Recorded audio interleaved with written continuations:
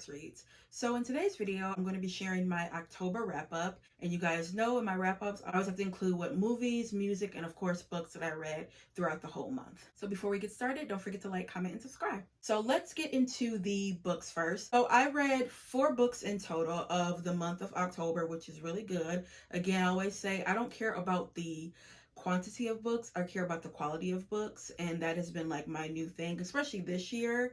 I'm not I don't have to read 10 books and 20 books, for a whole month. Look, if I read one book, I read one book. Again, this month I read 4 books. So the first book I read, which this is totally out of my comfort zone, it's a genre that I have never read ever in my life. This is the first time I have read it, and I don't think it's going to be my last. First of all, the genre is thriller. So this thriller is Disclaimer by Renee Knight. I was super convinced to read this book after I watched the TV series on Apple TV. It's still going on. You guys know in one of my videos, I was just infatuated with it. And I had watched like the 2 episodes that had came out in the beginning like 4 times. That's how much I just loved it. And when I realized that it was a book, I instantly bought it that day and read it, and my goodness. Okay, so you have a young woman named Catherine. Catherine, she is a journalist, world-renowned journalist. She has a loving husband. She has a 25-year-old son who's kind of going through some things. He's still trying to find himself. And one day, on her doorstep comes a book called The Perfect Stranger. She starts reading this book. She realizes it's about her, and it's a secret that she has kept from everyone. And the person that she was involved in, he has passed. He's dead. And her world just turns upside down because people at her job realize what she has done. Her family, finds out, and it's horrible. Okay, I'm being around the bush because I don't want to tell you what happened. You guys, you have to read this book. Please, please, please read this book, because the twist is a twist. It comes out of nowhere, and what you think like would happen, it doesn't happen. I just was so shocked. This was my first time reading this author. Never knew her. Again, like I said, this is my first time reading a thriller, and it will not be my last. But I know what kind of thrillers I like. I'm in the process now of researching, some to see what I like. And of course, I really do want to research and find some Black thrillers. So if you guys know any, please leave a comment down below, because I really do want to get into that genre. Next is an anticipated read for this year, and it's called A Lethal Lady by Nakia Afi, I believe. This is a part of a series. It's a Harlem Renaissance mystery series. You guys know I equate mysteries with like Halloween. And like I said, this is a series. This is the 3rd book in a series. I don't know if this is the last book. For this one in particular, you have a young lady, Louise. It's during 1928. She's in Paris. She is kind of like you would say a detective. She like solves murders, or the way that she like got into the business, it was not like a typical way of getting into it. Still does help people solve like mysteries and things like that. And there is a young lady that has been that's gone missing, and her mom asked Louise, can you help me find this girl? And the young lady, she is a painter, she's an artist, and she is involved in like Paris society, like high society. So Louise goes in there and learns about like the ins and outs and everything about it. And yeah, I have to say that for this one, the person who did it, it was like, it wasn't shocking. This author does have a tendency, and I mean, no shade, but shade. You really do figure out who done it. You find that out relatively quickly. So, this one was kind of like, girl, you could have done it a little bit differently. But I still like this book. I would recommend this book. I recommend the series. Next is, oh Lord, You Made a Fool of Death with Your Beauty by Akwaeke Emenzi. This was my first time reading this author. And you know what? I don't think it's going to be my last. I do want to read another one of their books. Now, this is not romance. This was classified as a romance book. No. Y'all know I've been in my romance bag for the past, 3 to 4 months, and I have just been reading them like nobody's business. This is not no romance. No. Now, what do I think about this book? I gave it a 3-star. The writing's fantastic. This author can write. besides it not being a romance, I would say this is a, contemporary fiction. Now, one thing I noticed that I wasn't down with the language in this book, meaning they cursed a little bit too much for me, and it was a little bit too vulgar.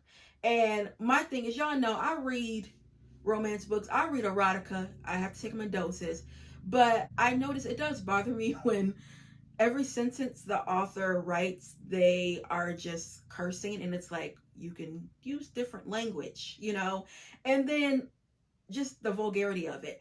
It was like, girl, what? You know, as a young lady, as a woman, it's just some language that I think we shouldn't use personally. And my thing is, if you use it, you use it. Overall, I would just say, like, she was a little bit too vulgar for me. The language is, yeah. Also, I wasn't down with what Faye did. Mm-mm. It's just some things you just don't do and you don't cross the line. And although if you're not attracted to one person, you don't go and be with their daddy. And that's not a spoiler because it actually says in the back of the book, one person in the house who is most definitely off limits, his father. And then lastly, I listened to a book, Lord, it's called Headbangers by Zane. Y'all. Look, I feel like I'm contradicting myself because I just talked about this book and talking about the language and being vulgar. This one, I mean, it was vulgar, but I like Zane. I like that author. I think she doesn't get enough praise like everybody goes, in on 50 Shades of Grey when that was popular. No.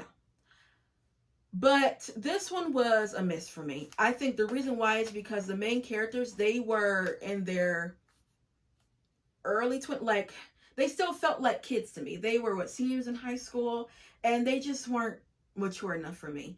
You have these twins, they are at colleges, it's their senior year, and they have a sorority that they're in, but the sorority is like, they just have sex with random guys, like it's really weird. It's like, I never heard a sorority like that. Clearly I know it's fake. Well, I hope it's fake. But yeah, they do that. But one of them the twin starts messing with one of the twins starts messing with like the other twins, like guy that she's been seeing, but the twin hasn't told her that she's been seeing anybody. And they're twins, so they get mixed up. So the guy thinks like, oh, that's like the girl he has been with. It was a whole situation. I did not like this at all. I'm gonna be honest with you. I think I would give this a 2-star. And again, I like Zane. I've read a couple of her books, and every book that I have read, I have rated it like a 4 or 5-star. This one I didn't like at all. I didn't like it at all.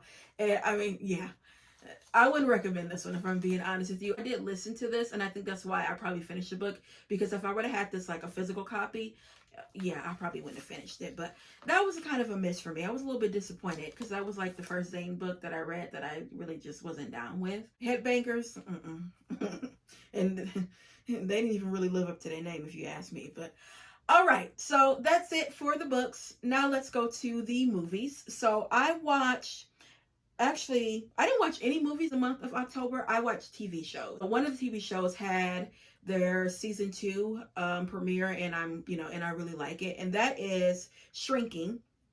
That comes on Apple TV. I really have been using my Apple TV. Apple TV is the app. It's a hit or miss because some of these shows be cool and some of them not. But the month of October, I really have been using it.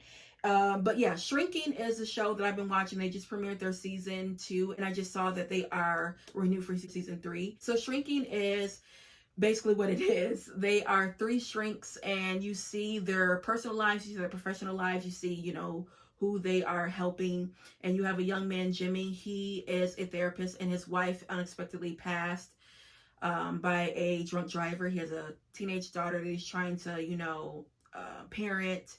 And he's just going through a lot. It's like he's going through a lot, his personal life, and he's still trying to help, people in his professional life because he's a therapist. And then you have the older character, oh Lord, I forgot his name, but he's played by Harrison Ford, which Harrison Ford in this is so hilarious. He has like that dry humor. He is an older therapist. He's dealing with Parkinson's disease, and he's kind of like a guy that's he doesn't really let you get in. He's kind of like standoffish. It takes a lot for him to trust. And so you see him, and then the last character is Gabby, which is my favorite. She is a black therapist, and she now is teaching at a. She still is practicing, but now she also is a professor at a university. And you just, I reason why I like her character because you do see like the ins and outs of being a black therapist, and there's not a lot of us, and I just like the way that she does that character, and then she's funny too. Currently watching that, and it's still going on. Episodes come every Wednesday on Apple TV. And then another Apple TV show that I watched, actually a limited series, is The Disclaimer. That's a book that I read this month, and it's starting Kate Blanchett and who else? Kevin Kline, and so good. The last episode is coming this Friday. It's a 7-part series. Like I said, it's a limited series. So, and when I tell you, it is so good. And I finished the book, so that's why I'm kind of curious of how it's going to end. I just watched the 6th episode, Friday, and girl, it left us a cliffhanger. I was like, is that it? So I'm really curious to see how they're going to end the last episode. But I realized that I haven't watched a lot of Kate Blanchett's movies, and I am really liking her in this. So now it looks like I'm probably going to go on a little bit of a Kate Blanchett hole and see what movies that I like of hers. I think the only movie I've seen of hers has been when she was Lady Tremaine on the live version of Cinderella. She was a stepmother, so that's like the only movie I've seen her. I haven't even seen her in like isn't she known for like the Elizabeth, like Queen Elizabeth? I haven't seen any of those. And Lord of the Rings, which I don't think I'll watch Lord of the Rings, but I know she's in that. But yeah, I really do want to get more into her movies. And then the last show that I have been watching is Suits, which I did not get into Suits at all when it came on. I have been watching this because my sister currently is obsessed with it, and she's like, you have to watch it. So I finished the first season, and I am going to go on with the season. So far, I think my favorite character is Harvey, and I'm liking a little bit of Jessica Pearson. And I noticed in the first season, you don't really see a lot of her, but like my sister was saying, throughout the season, you're going to see more of her. So yeah, I really am excited about that show. The first season, the last episode left you with a major cliffhanger. She's going to start the second season probably tonight. So yeah, guys, that is it when it comes to the movies. Lastly, music. Now, you guys know I like to listen to a whole, like sometimes album. Month of October, I didn't do that. But only artist that I kept on listening to the month of October was BB Winans. And I grew up listening to the Winans, huge fan. I actually had the pleasure of seeing CeCe Winans, his sister, this year, and oh my goodness. But I was listening to BB's first album, his first solo album, which is called BB Winans. All the songs are fire. I like all of them. I really wish I could find that on vinyl.